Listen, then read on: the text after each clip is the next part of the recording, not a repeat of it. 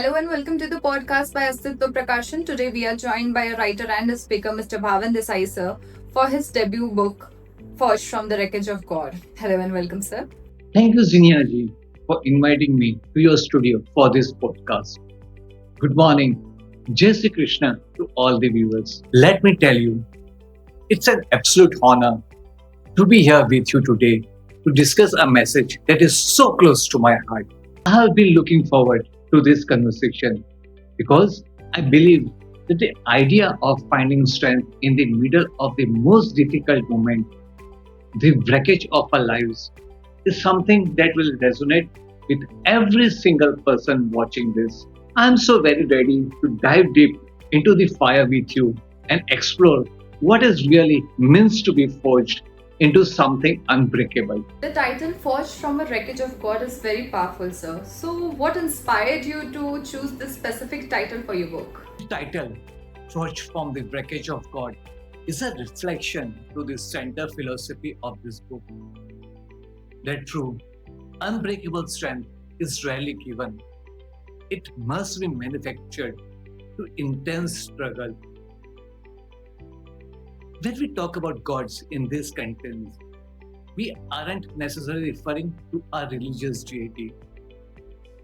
Due to the highest pillars of our life, the structures, mentors, or even the version of ourselves that we once believed were invincible. We all have this God in ourselves. Maybe it's a career we thought would last forever, a relationship we believe was a bedrock, or a self image built on ego and success.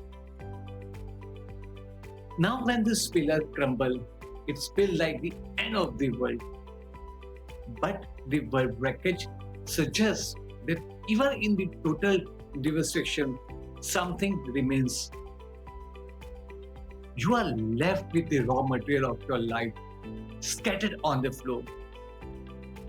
Most people look at the wreckage and see only loss, but the title is an invitation to look at the debris as a raw material. To be forged implies the process of heat, pressure, and internal shaping. Let me tell you this, a sword isn't made by gentle polishing metal. It is made by putting that metal through the fire and striking it until it takes a new, more resilient form. Choosing this title was about acknowledging what strength is born out of devastation.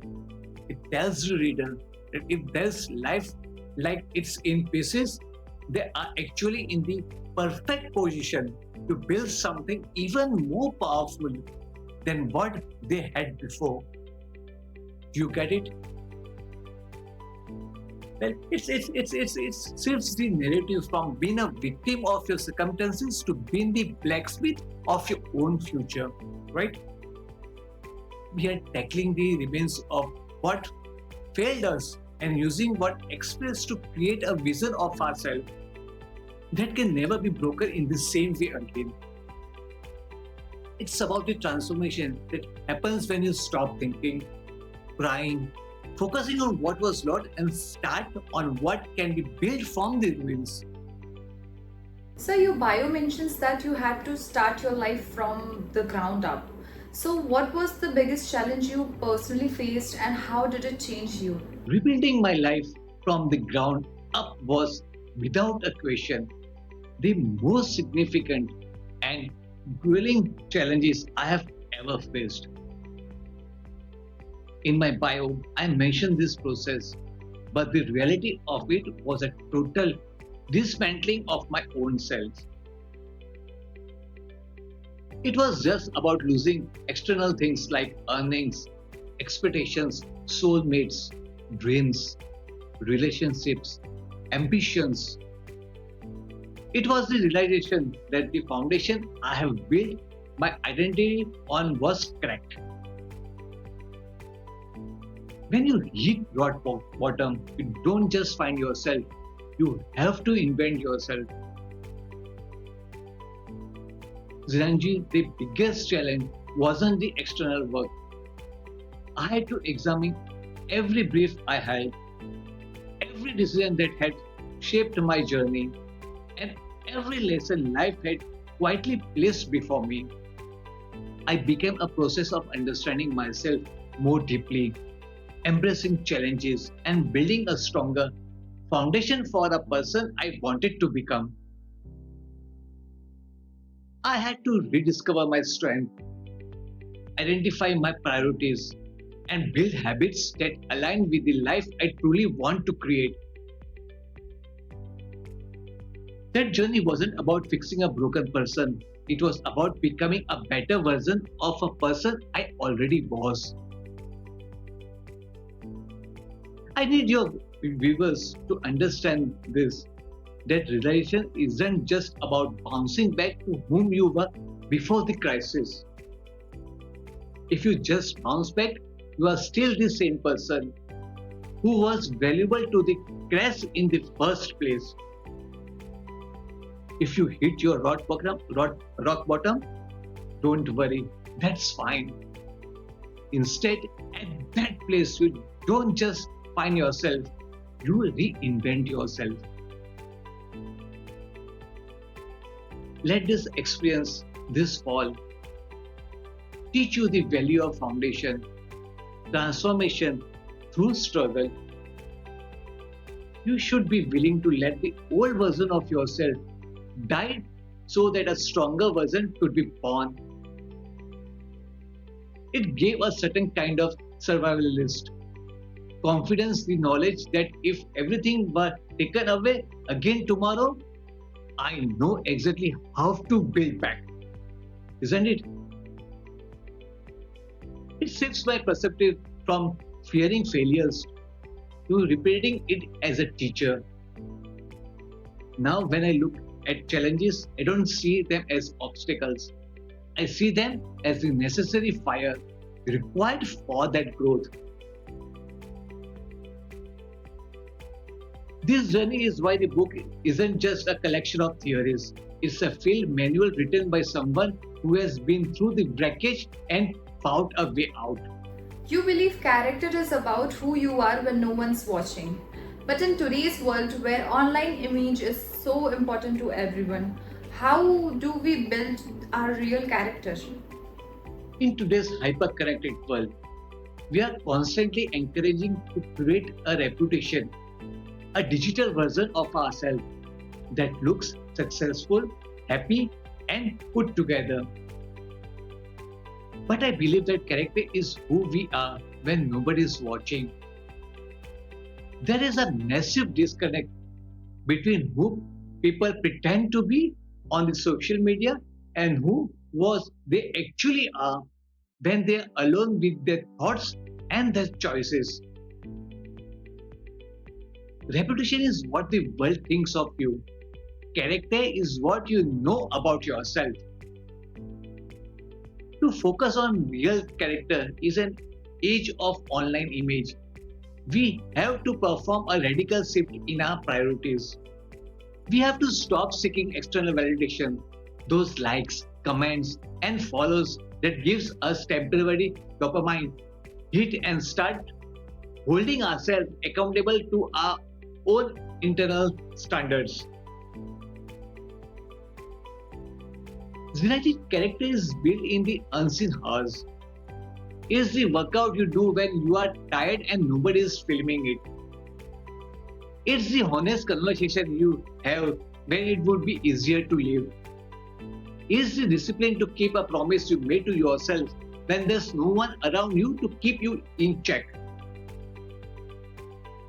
When you focus on character, your reputation eventually takes care of itself.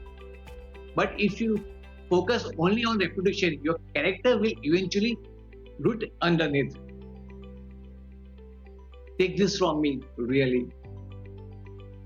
I want to encourage people to build a life that feels good on the inside, not just one that looks good on a screen. It requires a level of self honesty that is rare today. You have to be willing to look in the mirror and ask, Am I actually the person I'm pretending to be? If the answer is no, the work starts there. The true power comes from alignment of your public image and your private reality. When those two things match, you become unshakable because you have nothing to hide and no mask to maintain. You mentioned that this book avoids temporary inspiration and recycle advices. So, why do you think that most of the motivational books don't always help, and why do you choose a tougher approach? I wanted this book to take a different path, one that goes beyond temporary inspiration and focuses on lasting personal transformation. I believe that lasting transformation does not begin with feeling inspired. It begins with changing the way we think, the choice we make, and the action we take every single day. That is the philosophy behind this book. But as soon as life gets difficult again, that inspiration evaporates. I call this mental candy. It tastes good in the moment, but when it provides zero long term nourishment for the soul, it's not worth. When I began writing, my goal wasn't simple to make readers feel motivated. My goal was to create something that could return to them, life tested them, a book that encourages, reflects, resilience, responsibility, and consistent action. Real growth is uncomfortable. It is often messy, it's painful, demanding, and deeply personal. It asks us to question our beliefs, challenges our limitation, and remain committed even when progress feels slow. I choose a tougher tone because real life is tough. And if I give you a soft solution for a harder problem, I am doing you a disservice. This book avoids those traps because I want to provide tools that work when things are going wrong, not just when you are already feeling inspired. That is why this book encourages action over intention and discipline over emotion. We have to move beyond the ideas that we need to feel ready before we begin. The most meaningful progress often starts long before confidence arrives. We have to move past the idea that we need to feel like it before we take action. Discipline is doing what needs to be done, regardlessly of how you feel, by avoiding the fluff and focusing on the green. My hope is that readers don't simply finish the final chapter feeling inspired, they finish it feeling prepared. This isn't about giving you a pep talk, it's about giving you a strategic framework for endurance. We are looking for lasting change, and lasting change only comes from the willingness to face uncomfortable truths about ourselves and our habits.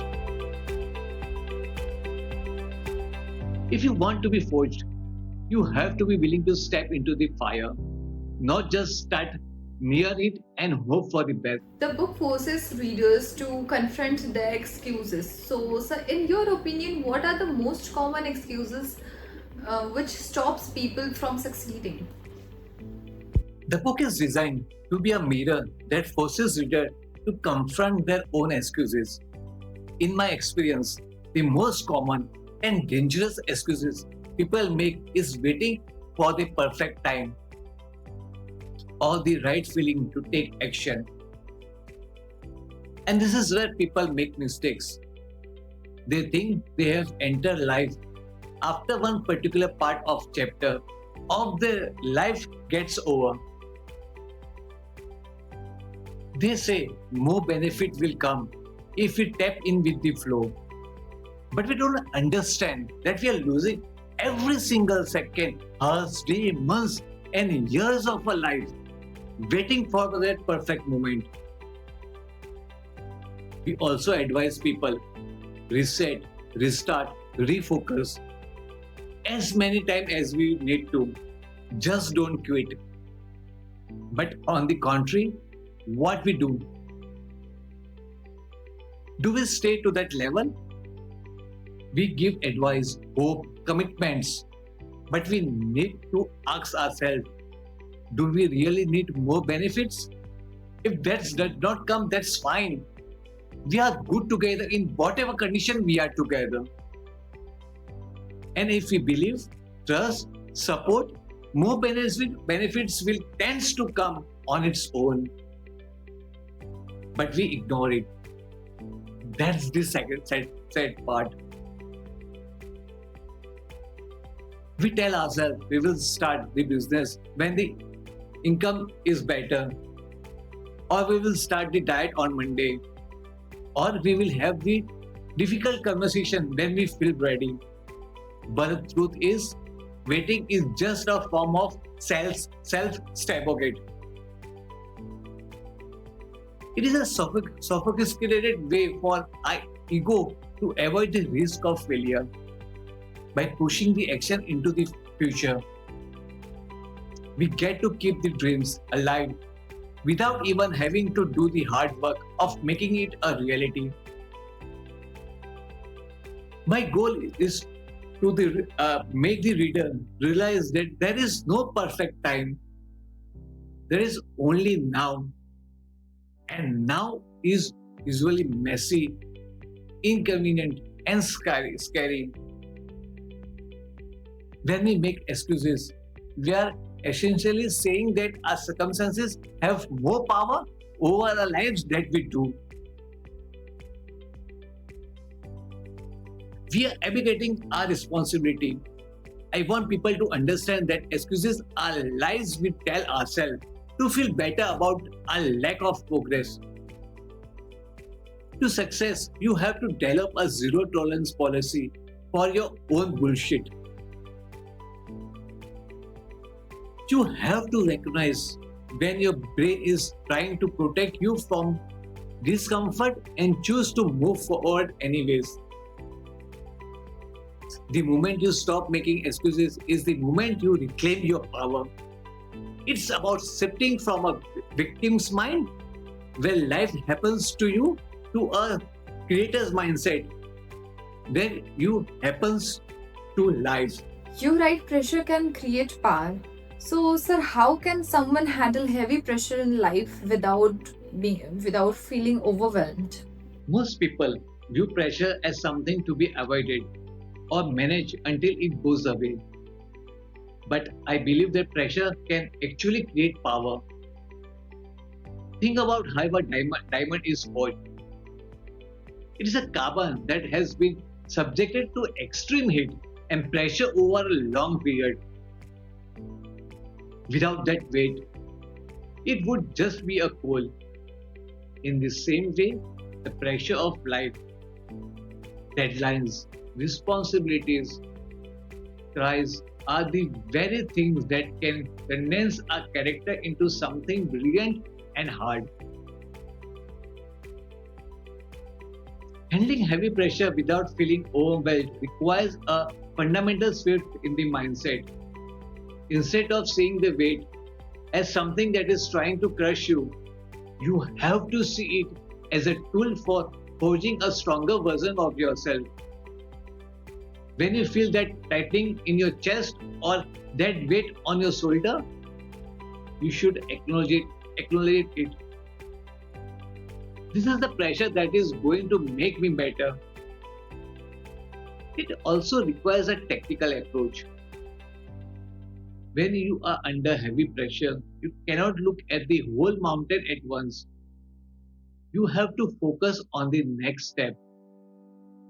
You manage the overwhelm by breaking the pressure down into accountable tasks.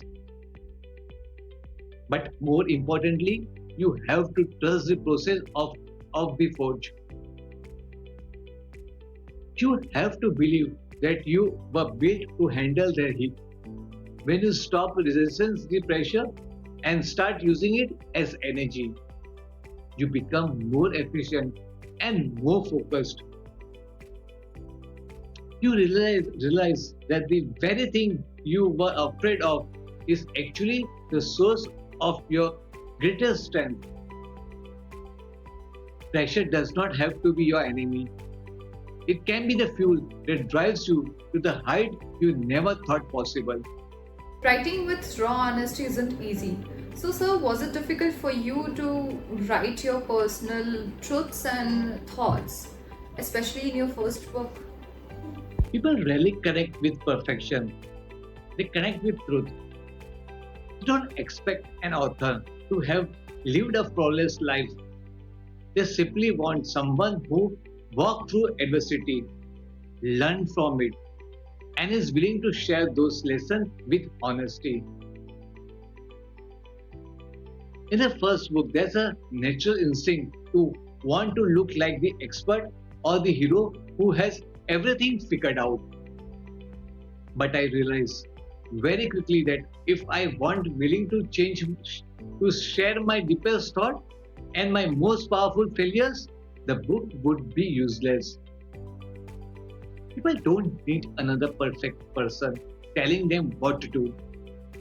They need someone who has been in these trenches and is willing to talk about the dirt. Sharing my personal truth feels like stripping down in public. It was terrifying to put my insecurity and my wreckages onto the page for everyone to see. But I understood that raw honesty is the only way to connect truly with the reader who is also struggling. If I hide my scars, I cannot help you to heal yours. Vulnerability isn't a sign of weakness, it is a sign of ultimate strength. Because I because it means you are no longer afraid of the truth. This honesty is what gives the book its teeth. It's not just a theory, it's a lived experience. By being vulnerable, I am giving the reader permission to be honest with themselves as well. We spend much of our energy trying to hide our flaws, but when we finally bring them into light, they loses their power over us. Writing this book forced me to confirm my own remaining brackages, and in doing so, it helped me complete my own forging process. I hope that by seeing my honesty, readers will find the courage to face their own truth with the same level of intensity. Did any chapter or idea in the book changed completely when you started writing it to when you finished or you complete writing it? The process of writing a book is never a straight line. It is a journey of discovery, and many of the ideas I started with ended up looking very different by the time I reached the final page. As I dug deeper into the concept of human potential and mindset, my own understanding of those topics begins to mature. I realized that some of the things I thought were truth were actually just surface level observation.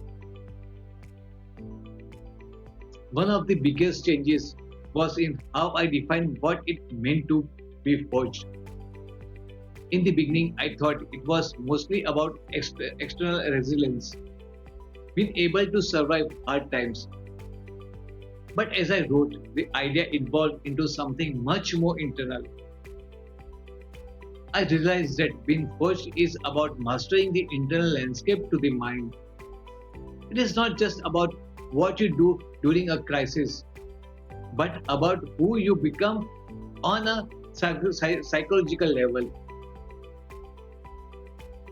Whole chapters were rewritten because I found a deeper level of truth that I had not been before.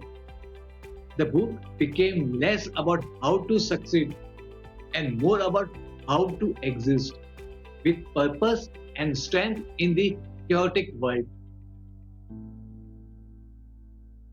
This evolution was necessary because human potential is not a static target, it is a moving boundary. The more you learn, the future that boundaries moves.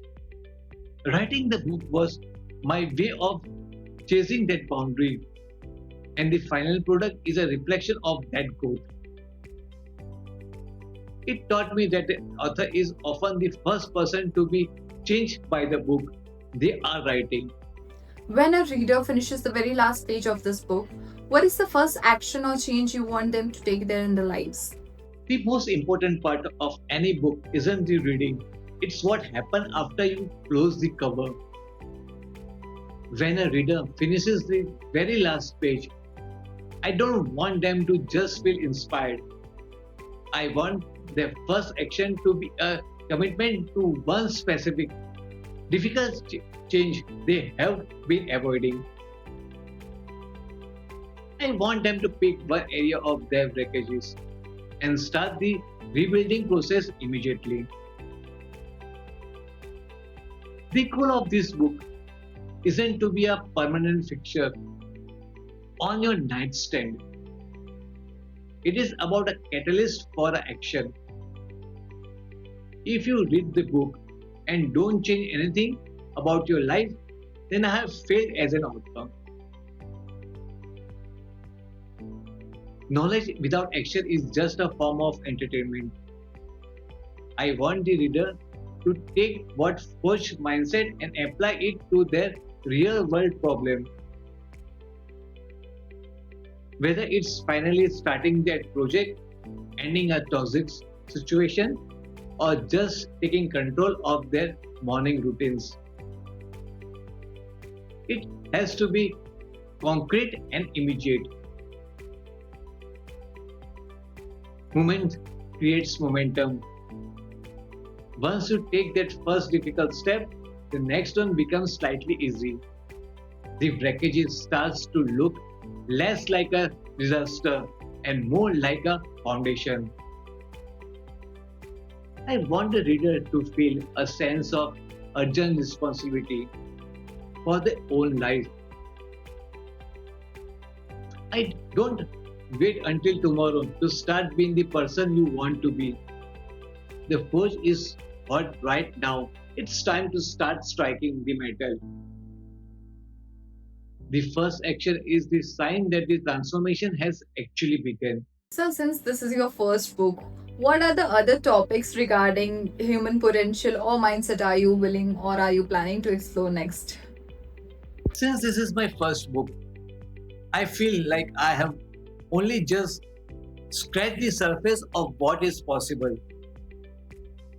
This project was about the foundation, how to survive the breakage, and begin the forging process. But moving forward, I am planning to dive much deeper into the complexity of human potential and mindset. There is an endless frontier inside the human mind that we have yet to fully map out. I am particularly interested in exploring the mastery of the internal landscape. How do we maintain this forge strength over the long term? How do we continue to push our limits when we aren't in a state of crisis? I want to look at the intersection of discipline, psychology, and performance to see how we can optimize our lives not just for survival but for sustained excellence. The journey does not end with one book. My goal is to continue providing a field manual for anyone who is committed to their own growth. I want to explore how we can use our mindset to overcome even more complex internal obstacles like deep scattered fear or the stable traps of comfort. The wreckage might be behind us, but the building never stops. I am excited to continue this conversation and to see how much further we can push the boundaries of what a human being is capable of achieving. This is just the beginning of the world. Thank you so much, sir, for joining us today and sharing your story, your inspiration behind this amazing book. And all the very best for your first book. And thank you so much for sharing very practical skill and very to the point thoughts actually with our readers and viewers. So until next time. Thank you, Zinanji, for having me to your studio and on this podcast. I hope the viewers must have enjoyed viewing this podcast, and I hope they will also enjoy reading my book as well. Thank you again for having me on this podcast. Jai Shri Krishna.